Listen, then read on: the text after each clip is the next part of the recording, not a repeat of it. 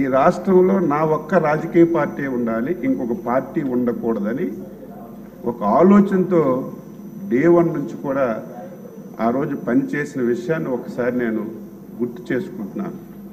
అందులో భాగంగా కక్ష సాధింపు చర్యలన్నీ కూడా మొదలయ్యాయి.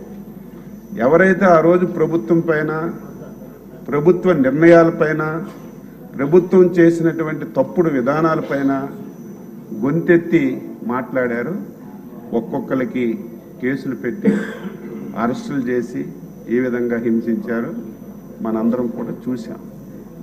అందులో భాగంగా మీరు కనీసం ఆ పార్టీ గుర్తు మీద గెలిచినటువంటి పార్లమెంట్ సభ్యులు మీరు కనీసం ఆ ఆలోచన చేయాలి. ఆ రోజు మీరు 151 స్థానాలతో ఆంధ్రప్రదేశ్ ప్రజలు గెలిపించారు. మీరు ముఖ్యమంత్రిగా చేసినటువంటి నిర్ణయాలు సరిగా లేవు, దీనివల్ల రాష్ట్రంలో అనేక ఇబ్బందులు జరుగుతున్నాయని చెప్పి మీరు ఆయన మంచి గురించి, ఆయన నడవడిక మార్చుకోవడం గురించి మీరు గొంతెత్తి మాట్లాడితే సొంత పార్టీ ఎంపీ అని చూడకుండా మీకు ఎన్ని ఇబ్బందులు పెట్టారు అందరూ కూడా చెప్పారు. ఆ రోజు నాకు బాగా గుర్తు, కరెక్ట్గా 2 గంటలకి మీకు ఎప్పుడైతే అరెస్ట్ చేశారో ఫస్ట్ అధ్యక్షులు వారు ఫోన్ చేసి ఆయన ఏ పార్టీ అయినా మన పార్టీతో సంబంధం లేకపోయినా మనం దీని మీద స్టాండ్ తీసుకోవాలి, ఆయనకు మనం మద్దతుగా ఉండాలని చెప్పి ఏ రోజైతే మీకు అరెస్ట్ చేశారో ఆ నిమిషం నుంచి మళ్ళీ మిలిటరీ ఆఫీసులో మీరు రిలీజ్ అయ్యి హాస్పిటల్లో మీ ఇంటికి చేరినంత వరకు ప్రతి నిమిషం మానిటరింగ్ చేసినటువంటి వ్యక్తి, సమాజ శ్రేయస్సు కోరినటువంటి వ్యక్తి చంద్రబాబు నాయుడు గారు. ఆ రోజు ఎవరు మాట్లాడలేకపోయారు, ఎవరు బయటికి రాలేకపోయారు. ఢిల్లీలో ఒక రిప్రజెంటేషన్ ఇద్దామంటే ఎవరు పలికినటువంటి పరిస్థితి లేదు. అప్పటికప్పుడు మా పార్లమెంట్ సభ్యుల్ని చెప్పి రిప్రజెంటేషన్స్ ఇచ్చి లాయర్స్తో మాట్లాడి ఏం జరుగుతుందో ఆ రోజు పర్యవేక్షించి ప్రజాస్వామ్యాన్ని కాపాడడానికి ఇటువంటి వ్యక్తులకు మనం రక్షణ లేకపోతే ఈ రాష్ట్రం చాలా దారుణంగా తయారవుతుందని అనునిత్యం నీకే కాదు మాకే కాదు ఒక సామాన్య పౌరుడికి చిన్న ఇబ్బంది జరిగినా మన బాధ్యతగా మనం చేయాలని చేసినటువంటి వ్యక్తి చంద్రబాబు నాయుడు గారు. అందులో మీకు పడినటువంటి కష్టాల్లో ఆ రోజు మేము కూడా భాగస్వామ్యం. ఈరోజు చూస్తున్నాం అసలు ఏమనాలి, దానికి కొన్ని బ్లూ మీడియా వత్తాసు పలుకుతున్నారు. ఈరోజు ఒక పార్టీ శాసనసభలో కనిపించడం లేదు.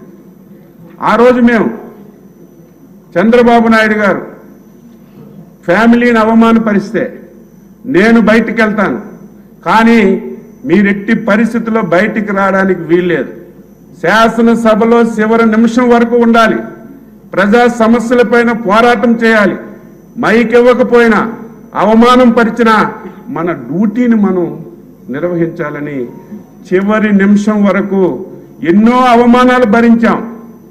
అవమానాలంటే మామూలు అవమానాలు కాదు, దారుణాతి దారుణంగా ప్రజాస్వామ్యంలో అలాంటి మాటలు ఎవరు కూడా మాట్లాడరు. ఆ రకంగా మాకు హింస పెట్టినా మా డ్యూటీ మేము చేశాం.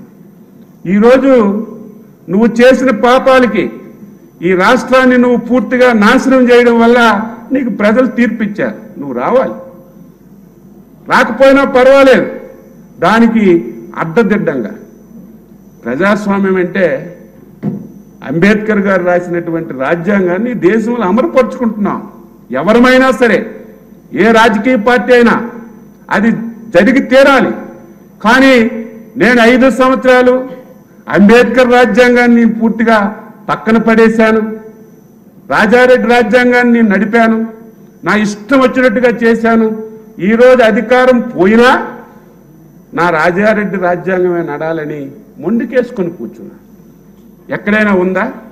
శాసనసభకు నేను వెళ్ళడానికి ఇష్టం లేదు, అచ్చెన్నాయుడు గారు, చంద్రబాబు నాయుడు గారు, లోకేష్ గారు నన్ను కొచ్చిన్లేసి ఇబ్బంది పెడతారు, లేకపోతే కావాలని రఘురామకృష్ణరాజు గారికి డిప్యూటీ స్పీకర్లో పెట్టి నన్ను అవమానపరుస్తారు అని చెప్పి నువ్వు శాసనసభకు రాకపోతే మాకేం అభ్యంతరం లేదు.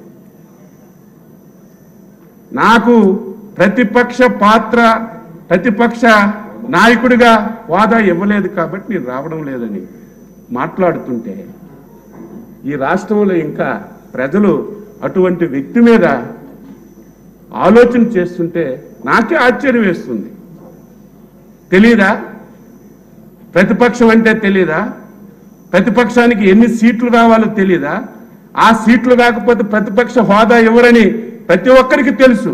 అయినా అడ్డంగా మాట్లాడి నేను ప్రతిపక్ష హోదా ఇస్తేనే శాసనసభకి వెళ్తామని అడ్డగోలుగా మాట్లాడు.